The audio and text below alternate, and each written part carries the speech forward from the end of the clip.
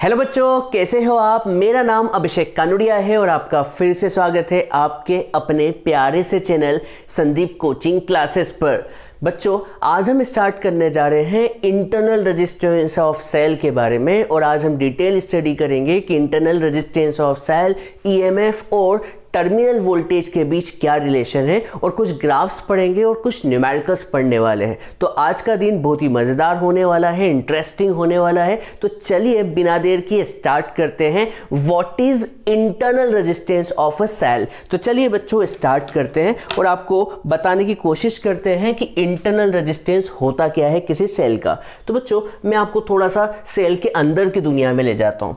बच्चों आप जानते हैं किसी भी सेल की बात करें, किसी भी इलेक्ट्रोकेमिकल सेल की बात करें तो सेल में दो टर्मिनल होते हैं जिन्हें हम दो इलेक्ट्रोड कहते हैं। एक इलेक्ट्रोड होता है जिसे हम कैथोड कहते हैं और दूसरा जो होता है उसे हम क्या कहते हैं बच्चों, एनोड कहते हैं। ये आपको पता होगा कैथोड हम किसे कहते हैं, एनोड किसे कहते हैं। तो आपको याद होगा हमने गैल्वेनिक सेल में पढ़ा है कैथोड नेगेटिव होता है और एनोड क्या होता है बच्चों, पॉजिटिव होता है। और ये जो इलेक्ट्रोड होते हैं एक इलेक्ट्रोलाइट्स के अंदर क्या होते हैं, डिप्ड होते हैं, डूबे हुए होते हैं। हाँ है ना बच्चों।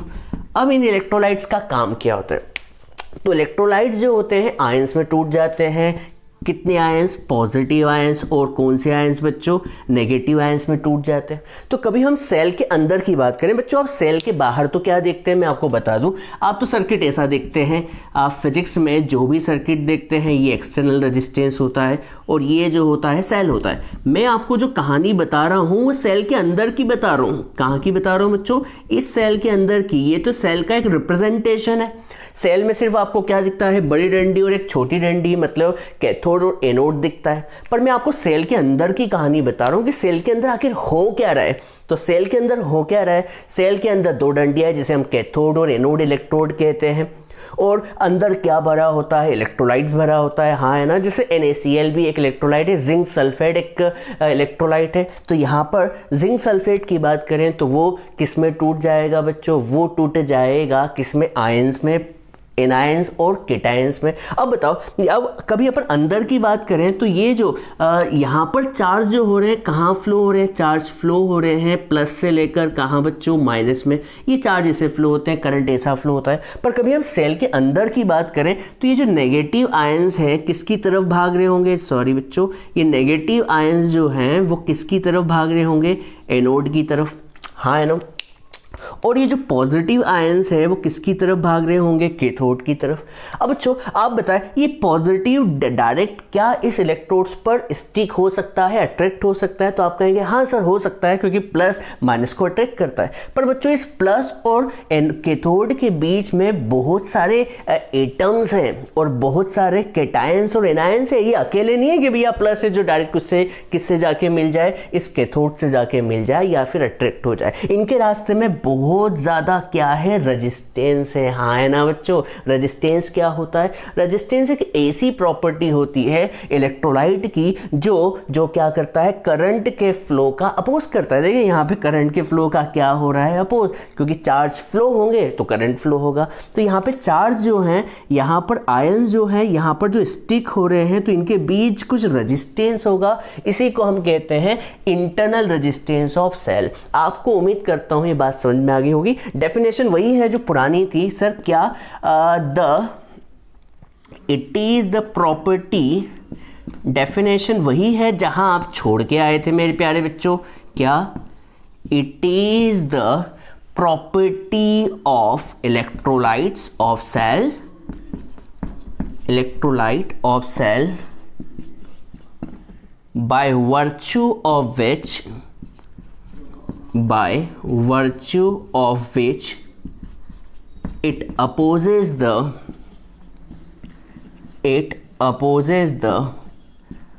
flow of electric current.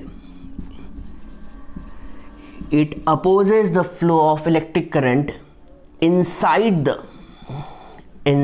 the electrolyte of cell.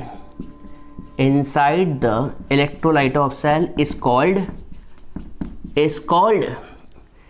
Internal resistance of cell. बच्चों समझ में आया होगा, internal resistance of cell. Sir क्या मतलब हुआ? बच्चों अभी मैंने आपको बताया कि यहाँ पे आयंस जो हैं किसके ऊपर अट्रैक्ट होना चाहते हैं? कैथोड पर। माइनस वाला किसकी तरफ अट्रैक्ट होना चाहता है? एनोड पर बच्चों इतना आसान काम नहीं है। यहाँ पर सिर्फ नेगेटिव आयंस नहीं, इसके आसपास पॉजिटिव आयंस भी है, अदर एटम्स भी है। तो क्या इन एटम्स और ये पॉजिटिव आयंस इसको रोकेंगे? नहीं, बिल्कुल रोकेंगे। यहाँ पे जो रोकना है उसी रोकने को हम क्या कहते हैं? Internal resistance of cell. और बच्चों आपको पता है रेजिस्टेंस की यूनिट क्या होती है? ओम होती है। तो unit of resistance, internal resistance वही होगी जो अभी तक पढ़ते आए हैं। बोलो क्या बच्चों? ओम होगी, वही होगी। और बच्चों हम इसे रिप्रेजेंट कैसे करते हैं? तो आपको बता दूं इसका रिप्रेजेंटेशन क्या है। हम इसे रिप्रेजेंट कैसे करते हैं तो आपको बता दूं, ये रहा एक सेल। ये सेल है जिसमें आपको दो इलेक्ट्रोड नज़र आते हैं, एक तो कैथोड और एक क्या होता है? एनोड। अब जो रेजिस्टेंस है, इंटरनल रेजिस्टेंस है, वो सेल के अंदर का है। अब हम क्या इसके अंदर तो कुछ करस्तानी कर नहीं सकते, क्योंकि करेंगे भी तो दिखेगा नहीं। सेल को पहले हम छोटा बनाते हैं और उसके अंदर और कुछ कर दे तो दिखेगा नहीं। इसलिए हम इसको रिप्रेजेंट कैसे करते हैं? इस सेल के जस्ट पड़ोस में एक रेजिस्टेंस बना देते हैं और नीचे लिख देते हैं, क्या लिख देते हैं बच्चों? Small r. तो ये जो है पूरे के पूरे एक सेल का रिप्रेजेंटेशन है। ये क्या है? एक सेल का रिप्रेजेंटेशन है। ये एक सेल है और यहाँ पर जो स्मॉल आर है, ये स्मॉल आर क्या कहलाता है बच्चों? मेरे प्यारे बच्चों क्या कहलाता है? Internal resistance of cell. याद रखिएगा, हम इंटरनल रेजिस्टेंस को स्मॉल आर से डिनोट करते हैं और इस सेल के जस्ट पड़ोस में बना देते हैं। और ये सर ई क्या है? तो ये लास्ट लेक्चर में पढ़ा था सर। ई क्या है? Capital E, EMF of cell है। उम्मीद करता हूँ आपको इंटरनल रेजिस्टेंस समझ में आ गया होगा। अंदर का रेजिस्टेंस, सर अंदर बोले तो सेल के अंदर का रेजिस्टेंस जो करंट के फ्लो का क्या कर रहा है? अपोज कर रहा है। ये समझ में आ गया होगा। अब आपसे कोई बोले कि भैया इंटरनल रेजिस्टेंस किस किस पे डिपेंड करते हैं, तो हम लिख देते हैं factors affecting internal resistance of cell। Factors affecting internal resistance of cell. तो फर्स्ट पॉइंट होगा कि भैया इंटरनल रेजिस्टेंस क्या होगा? डायरेक्टली प्रोपोर्शनल होगा, is directly proportional to concentration of, internal resistance is directly proportional to concentration of electrolyte. आप समझ गए होंगे बच्चों, सीधी सी बात। कभी इसका कॉन्सेंट्रेशन बढ़ा दिया, कॉन्सेंट्रेशन बढ़ाना मतलब कि यहाँ पर एटम्स की संख्या बढ़ना, एटम्स की संख्या, आयंस की संख्या बढ़ना, यहाँ पर इनकी क्वांटिटी बढ़ गई तो रेजिस्टेंस भी तो बढ़ेगा। ज़्यादा लोग, बच्चों सीधी सी बात, कभी आप खाली रोड पे दौड़ोगे तो रेजिस्टेंस कम, पर कभी आप मेले में दौड़ोगे तो रेजिस्टेंस ज़्यादा। सर क्यों मेले में? क्यों? क्योंकि मेले में बहुत सारे लोग होंगे, अब उनको पार करके आप उनको हटा के दूर जाओगे। हाँ है ना बच्चों? तो मतलब इंटरनल रेजिस्टेंस किस पे डिपेंड करेगा? इलेक्ट्रोलाइट के कॉन्सेंट्रेशन पे। ये बात समझ में आ गई होगी। दूसरा, इंटरनल रेजिस्टेंस जो होगा वो डायरेक्टली प्रोपोर्शनल होगा इलेक्ट्रोड्स के बीच की लेंथ के, इलेक्ट्रोड्स के बीच की लेंथ के डायरेक्टली प्रोपोर्शनल होगा। ठीक है, सीधी सी बात बच्चों, कभी लेंथ ज़्यादा होगी तो आयंस को ट्रेवल करने में ज़्यादा डिस्टेंस ट्रेवल करना होगी। हाँ है ना? और ज़्यादा डिस्टेंस ट्रेवल करना होगी तो बहुत सारे आयंस एटम्स उससे टकराएंगे, और ज़्यादा एटम्स टकराएंगे तो रेजिस्टेंस भी क्या होगा? ज़्यादा होगा। हाँ है ना बच्चों? तो मतलब R is directly proportional to L। L क्या है? डिस्टेंस। L क्या है बच्चों? L है distance between two electrodes, distance between two electrodes. ये बच्चों समझ में आया होगा सेकेंड पॉइंट। अब तीसरे पॉइंट की तरफ चलते हैं। रेजिस्टेंस जो है inversely proportional to area. Sir area क्या है? यहाँ पे एरिया क्या है बच्चों? कितना एरिया डूबा हुआ है इलेक्ट्रोलाइट्स का, कितना एरिया डूबा हुआ है इलेक्ट्रोड्स का। कभी ज़्यादा एरिया डूबा होगा तो रेजिस्टेंस कम होगा सर। क्यों? देखिए सीधी सी बात, ज़्यादा एरिया डूबा होगा तो यहाँ के पड़ोस के, जैसे यहाँ पे ज़्यादा एरिया डूबा है तो यहाँ के पड़ोस के आयंस जो होंगे जल्दी से स्टिक हो जाएंगे। अब मान लीजिए उसका एरिया ही कम होगा तो उसे ज़्यादा डिस्टेंस ट्रेवल करनी होगी। मान लीजिए इसका एरिया यहाँ तक का है, देख लीजिए यहाँ बस इतना ही एरिया डूबा हुआ है, तो इसको देखिए कितनी डिस्टेंस ट्रेवल करना पड़ रही है। और मान लीजिए इसका एरिया ज़्यादा डूबा हुआ है तो अब देखिए इसे कितनी कम डिस्टेंस ट्रेवल करना पड़ रही है। इसका मतलब एरिया ज़्यादा हुआ तो रेजिस्टेंस क्या होगा? कम होगा। तो यहाँ पर लिख दूँ क्या होगा, यहाँ पर लिखेंगे resistance is inversely proportional to cross sectional area. तो यहाँ पर लिख देता हूँ area of electrodes dipped into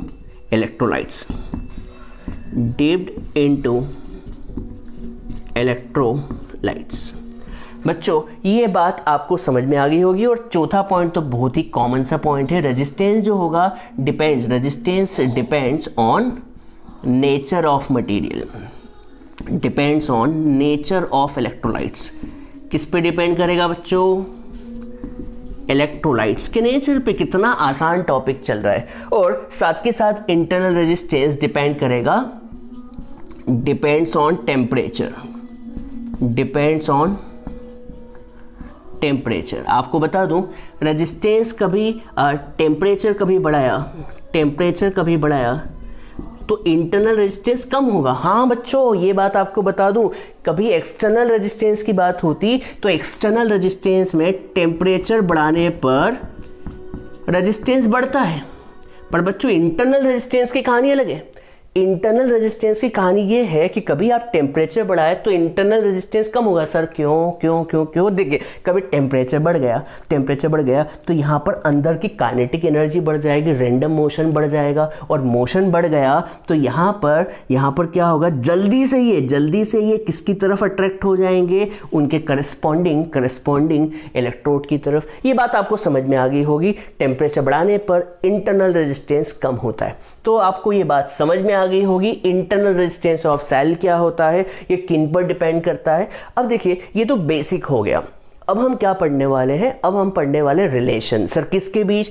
हम रिलेशन पढ़ने वाले हैं internal resistance, EMF of cell और पोटेंशियल डिफरेंस के बीच। किसके बीच बच्चों? पोटेंशियल डिफरेंस के बीच, करंट के बीच, रेजिस्टेंस, इन सबके बीच हम रिलेशन देखेंगे और इन रिलेशंस की मदद से ग्राफ पढ़ेंगे। तो जल्दी से आप इसे लिख लें बिना देर किए, जल्दी से लिख लें।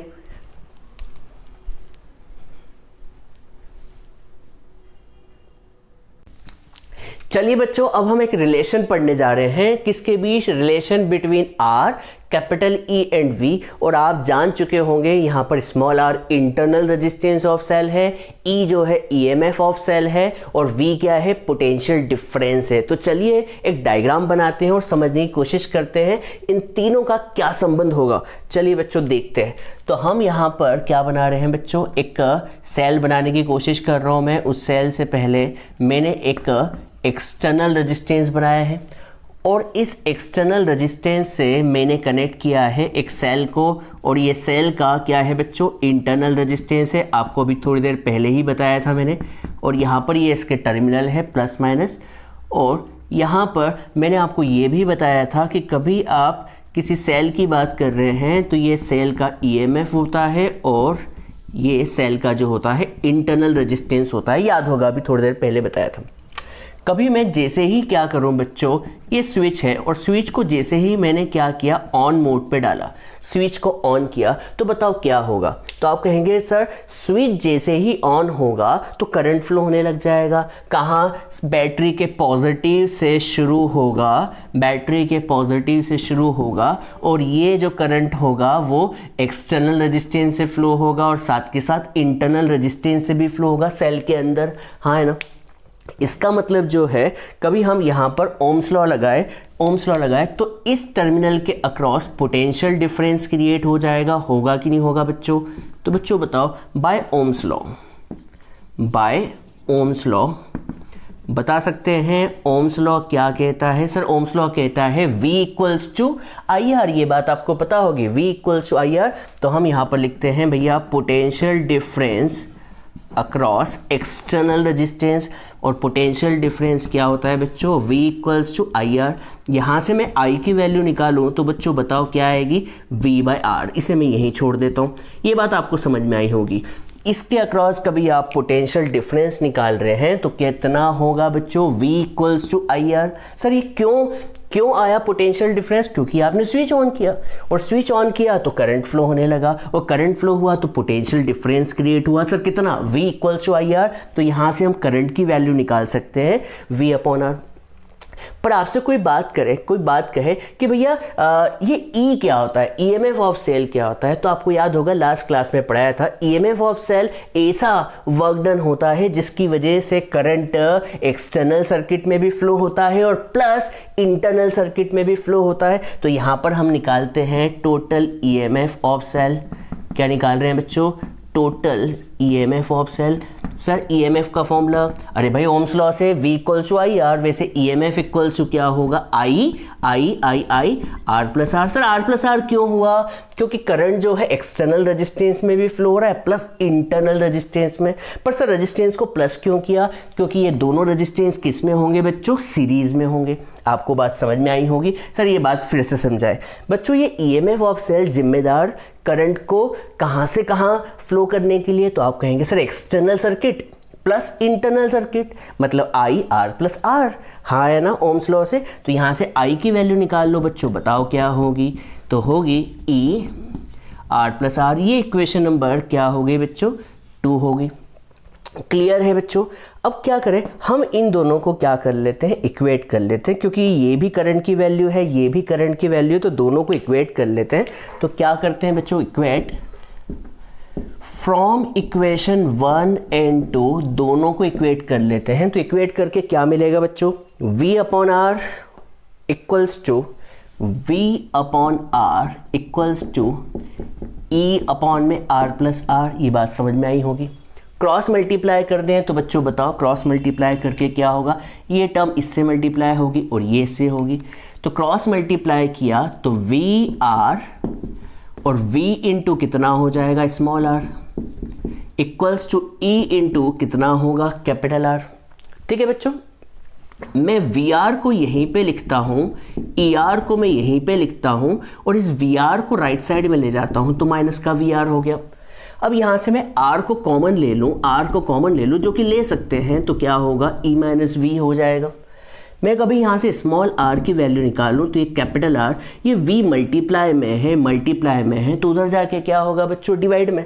तो डिवाइड में किया तो ये डिवाइड में E के नीचे जाएगा तो E/V, और ये V के नीचे भी जाएगा तो V/V कितना हो जाएगा मेरे प्यारे बच्चों, 1 हो जाएगा। क्या हो जाएगा बच्चों, 1 हो जाएगा। तो ये हो गया, क्या हो गया बच्चों, रिलेशन। क्या हो गया बच्चों, relation between R, E, V और कैपिटल R के बीच भी कहें तो कोई गलत बात नहीं होगी। तो ये हो गया रिलेशन। तो ये आपका फॉर्मूला आ गया बच्चों।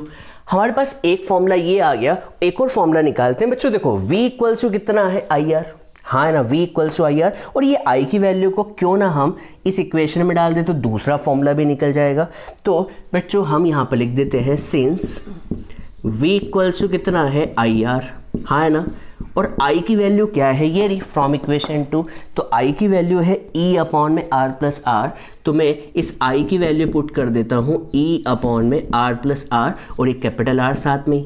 तो ये हो गया। कहाँ से लिखा मैं लिखना नहीं भूलूंगा, मैं हमेशा बिल्कुल सिस्टमेटिक लिखने की कोशिश करता हूँ कि आपको समझ आए कि वैल्यू डाली कहाँ से। तो V इक्वल्स टू IR था, देखिए V इक्वल्स टू कितना था, IR था। तो यहाँ पे R तो यही है, ये रहा R, और I की वैल्यू मैंने सेकेंड से डाली है E/ में R प्लस R। इस पे भी स्टार लगा ले बच्चों।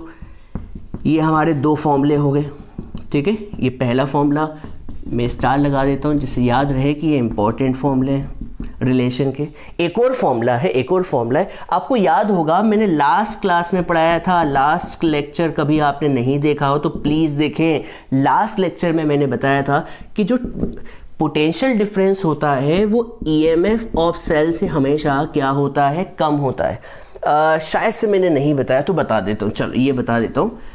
नहीं, मैंने लास्ट क्लास में बताया था कि भैया पोटेंशियल डिफरेंस जो होता है हमेशा ईएमएफ ऑफ सेल से हमेशा कम होता है या इक्वल होता है। तो ये बात आपको बता दूं कि जो पोटेंशियल डिफरेंस होगा वो ईएमएफ ऑफ सेल से हमेशा कम होगा। सर कितना कम होगा?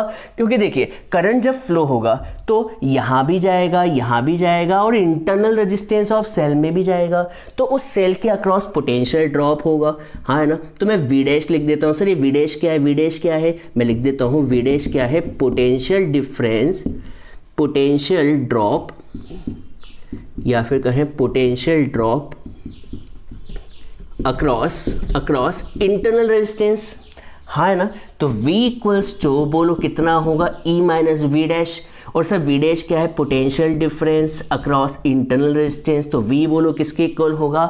E माइनस आई आर के। V इक्वल्स टू कितना होगा? E minus I R. ये बात आपको समझ में आई होगी। सर ये समझ में नहीं है। मैं आपको हमेशा कहता हूँ कि ये जो EMF ऑफ सेल हमेशा ज़्यादा होता है। ये लास्ट क्लास में भी बताया था मैंने जब डिफरेंस पढ़ाए थे।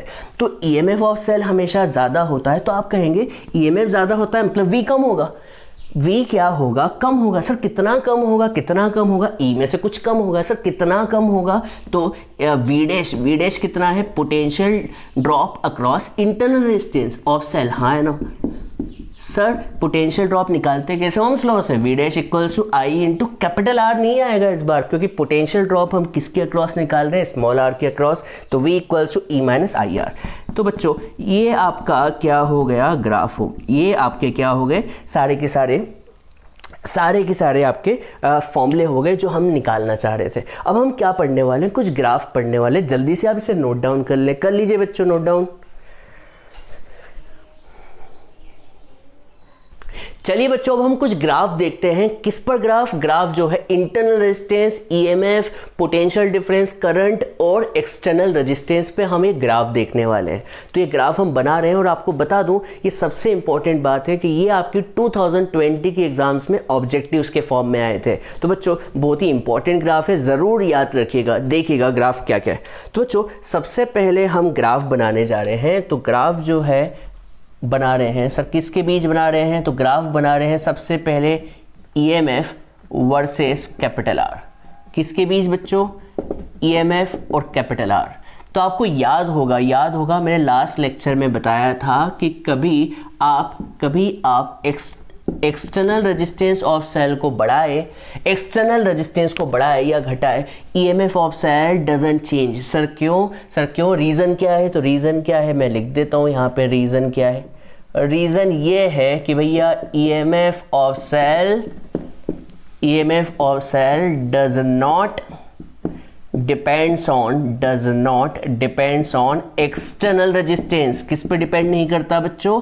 एक्सटर्नल रेजिस्टेंस पे डिपेंड नहीं करता। मतलब आप एक्सटर्नल रेजिस्टेंस की वैल्यू को कितनी भी बढ़ा दे, EMF ऑफ सेल टस का मस नहीं होगा। याद रखिएगा। सर क्यों नहीं होगा? क्योंकि EMF ऑफ सेल के अंदर की प्रॉपर्टी है, सेल के अंदर का फोर्स है, और कैपिटल आर क्या? एक्सटर्नल रेजिस्टेंस है, जिसका आप इसको कैपिटल आर को बढ़ाए या घटाए EMF ऑफ सेल पे कोई चेंज नहीं आएगा। याद रखिएगा बच्चों। ये आपको पहला ग्राफ आ गया, तो ग्राफ नंबर 1 हो गया। अब हम ग्राफ 2 पढ़ रहे हैं। सर किसके बीच? तो ग्राफ है graph V versus R, V versus small r। हम V और I के बीच पढ़ लेते हैं। V और I के बीच ग्राफ पढ़ रहे हैं। तो आप कहेंगे सर मेरे को आता है, आप कहेंगे सर ये ग्राफ तो मुझे आता है। क्यों? क्योंकि आप कहेंगे सर ओम्स लॉ में V और I के बीच तो ग्राफ बनता है, हाँ है ना। आप कहेंगे ये बनेगा। बच्चों बता दूं ये ग्राफ कब का ग्राफ है? ये ओम्स लॉ का ग्राफ है। ये ग्राफ तब का नहीं है जब आपने सेल की बात कर रहे हैं और इंटरनल रेजिस्टेंस ऑफ सेल की बात कर रहे हैं। ये ग्राफ मत बना देना बच्चों V और I के बीच का। ये ग्राफ बिल्कुल गलत ग्राफ है। सर तो कौन सा ग्राफ बनेगा? बताता हूँ मैं, टेंशन क्यों ले रहे हो बच्चों। याद रखना बच्चों, V वर्सेस I का ग्राफ ओम्स लॉ का ग्राफ है। ये ग्राफ तब बनता है जब कोई सेल की बात नहीं चल रही है। किसकी बात चल रही है? ये बात चल रही है जब किसकी बात चल रही है? जब आप टर्मिनल वोल्टेज की बात कर रहे हैं, पोटेंशियल डिफरेंस की बात कर रहे हैं। पर जब आप जब आप किसी सेल के अंदर की बात कर रहे हैं तो सेल में ईएमएफ भी कंसीडर होगा, इंटरनल रेजिस्टेंस भी कंसीडर होगा। तो ये वाला ग्राफ मत बना देना बच्चों, इस पे क्रॉस लगा रहा हूँ मैं, गलत है ये ग्राफ, तो याद रखिएगा। तो V वर्सेस I का ग्राफ बनाने के लिए देखिए ये वाले फॉर्मूले को यूज़ करते हैं बच्चों। V का फॉर्मूला बोलो क्या है? V का फॉर्मूला है E माइनस IR, हाँ है ना। कभी मैं इसे रीअरेंज करूँ तो बच्चों क्या मैं इसे लिख सकता हूँ? माइनस का RI प्लस का E लिख सकता हूँ। अब बच्चों बताओ ये किसी की याद दिला रहा है सर, किसकी? देखिए y equals to M X plus C की, हाँ है ना बच्चों। क्या ये लाइन की इक्वेशन है? स्ट्रेट लाइन की इक्वेशन है। क्या बच्चों आपको याद है ये स्ट्रेट लाइन की इक्वेशन है? तो स्ट्रेट लाइन की इक्वेशन क्या होती है मैं आपको बताता हूँ। यहाँ पर y एक्सिस पर कौन आएगा? करंट आएगा, हाँ सॉरी x एक्सिस पर कौन आएगा बच्चों? करंट आएगा। x एक्सिस पर कौन आएगा बच्चों? करंट आएगा। ये पेन रख देता हूँ बहुत। तो x एक्सिस पर कौन आने वाला है बच्चों? करंट आएगा। और y एक्सिस पर कौन आएगा? v आएगा। आप कहेंगे सर ओम्स लॉ में भी तो यही होता है। हाँ बच्चों ओम्स लॉ में भी ऐसा ही कुछ होता है, पर ओम्स लॉ का ग्राफ नहीं बनेगा। देखिए तो y एक्सिस पर कौन आ गया? v आ गया। x एक्सिस पर करंट आ गया। बच्चों इंटरसेप्ट पर क्या आएगा? इंटरसेप्ट प्लस c है तो प्लस c इंटरसेप्ट है, तो यहाँ पर इंटरसेप्ट पे e आ जाएगा। और देखिए यहाँ पर जो स्लोप है वो माइनस आर का है। माइनस आर का मतलब ये स्ट्रेट लाइन जो आएगी वो गिरती हुई आएगी, हाँ है ना। तो यहाँ पर ये लाइन का स्लोप हो गया, लाइन की इक्वेशन होगी, और स्लोप कितना हो गया बच्चों? Minus r. याद रखिएगा एग्जाम में ये वाला ग्राफ बहुत बार आता है, भले से ऑब्जेक्टिव में आए या फिर बड़े क्वेश्चन में भी आ सकता है। तो आप इसे ध्यान रखें कि आप गलती से ये वाला ग्राफ मत बना के आ जाना। सर क्यों नहीं बनाना? क्योंकि आप इसमें इंटरनल रेजिस्टेंस ऑफ सेल को कंसीडर नहीं करते, ईएमएफ ऑफ सेल को कंसीडर नहीं करते हैं। ये ग्राफ कब का है? जब सेल का ईएमएफ यूज हो रहा हो और इंटरनल रेजिस्टेंस यूज हो रहा हो। तो हमने दूसरा ग्राफ पढ़ लिया। अब हम तीसरा ग्राफ पढ़ रहे हैं। सर कौन सा ग्राफ? तो ग्राफ पढ़ रहे हैं V वर्सेस कैपिटल R। किसके बीच का ग्राफ पढ़ रहे हैं बच्चों? V और R का। तो आप कहेंगे सर ओम्स लॉ से V और R का ग्राफ स्ट्रेट लाइन बनेगा। देखिए तो मैं कहूँगा बच्चों ये ग्राफ स्ट्रेट लाइन नहीं बनेगा। सर क्यों नहीं बनेगा? क्योंकि यहाँ पर देखिए आई की वैल्यू जैसे ही डाली तो यहाँ पर देखिए स्लोप अलग हो चुका है, इसलिए स्ट्रेट लाइन नहीं बनेगा। देखिए यहाँ पर हम जब बात करते हैं जब करंट क्या हो, सेम चल रहा हो, यहाँ पर करंट क्या होगा बच्चों? चेंज आएगा। करंट की वैल्यू चेंज हो रही है। सर क्यों चेंज हो रही है? क्योंकि ईएमएफ ऑफ सेल और एक्सटर्नल रेजिस्टेंस और इंटरनल रेजिस्टेंस दोनों पे डिपेंड कर रहा है। तो मैं आपको बताता हूँ। देखिए V वर्सेस R का ग्राफ बना रहे, इस फॉर्मूले को यूज करते हैं। सर कौन सा formula? V equals to IR वाला है ना। और यहाँ पे I की वैल्यू रखी थी तो कितनी आ गई थी बच्चों? E अपॉन में R plus R into capital R। ये बात समझ में आ गई होगी। तो बच्चों जब मैं कैपिटल R को ज़ीरो रखता हूँ, कैपिटल R ज़ीरो हो, तो बच्चों बताओ V कितना होगा? वैल्यू पुट करें। कभी मैं कैपिटल R को ज़ीरो रखूं तो ज़ीरो इंटू समथिंग पूरा ज़ीरो, तो V कितना हो गया? ज़ीरो हो गया, हाँ है ना बच्चों। जब मैं R की वैल्यू को कुछ रख देता हूँ, क्या रखूँ? R की वैल्यू को मैं रख देता हूँ स्मॉल r की वैल्यू को स्मॉल r रखो बच्चों। क्या होगा देखिए, तो V इक्वल्स टू हो जाएगा E और कैपिटल R की जगह मैंने कितना रख दिया? स्मॉल r, तो small r plus small r और कैपिटल R की जगह स्मॉल r। तो बच्चों बताओ V की वैल्यू कितनी आएगी? तो आप कहेंगे सर R और ये 2R, तो R से 2R कैंसिल, तो V की वैल्यू कितनी आ जाएगी बच्चों? E/2। तो जब R स्मॉल r होगा तो V कितना हो जाएगा? E/2 हो जाएगा। ये आपको पॉइंट समझ में आया होगा। मैं इसे रफ कर देता हूँ, थोड़ा सा एक ग्राफ बनाना है, बस एक ही ग्राफ बचा है बच्चों। मैं फिर से समझाता हूँ, कभी समझ में नहीं आया हो तो। R की वैल्यू ज़ीरो रखो, R की वैल्यू ज़ीरो, काय का टेंशन ले रहे हो? R की वैल्यू ज़ीरो रखो। ज़ीरो रखा तो ज़ीरो इंटू समथिंग ज़ीरो, तो V कितना हो गया? ज़ीरो। अब मैं कैपिटल R की वैल्यू कितनी रख रहा हूँ? स्मॉल r रखो, तो R की जगह स्मॉल r की जगह स्मॉल r प्लस R कितना होगा? 2R, तो R से R कैंसिल, तो 2 तो बच जाएगा ना बच्चों। मैं वापस लिख दूँ, यहाँ पर कितना बचेगा? R और ये कितना होगा? 2R, तो R से R कैंसिल, तो E/2 बचा, हाँ है ना बच्चों। अब मैं R की वैल्यू को कितना रख रहा हूँ? मैं R की वैल्यू को इनफाइनाइट रख रहा हूँ। तो जब R कितना हो बच्चों? इनफाइनाइट। सर इसका मतलब देखिए अभी मैंने आर की वैल्यू को 0 रखा था, आर की वैल्यू को बढ़ा दिया, अब आर की वैल्यू को और बढ़ा दिया। अब मैं आर की वैल्यू डायरेक्ट इन्फाइनाइट तो रख नहीं सकता हूँ, तो थोड़ा सा रीअरेंजमेंट करता हूँ। तो v equals to E R plus r. हाँ है ना बच्चों? क्या आप मैथ्स के स्टूडेंट हो तो क्या आप इस r को इन दोनों के नीचे लिख सकते हैं? तो आप कहेंगे हाँ सर क्यों नहीं लिख सकते, ये तो मैथ्स का नियम है।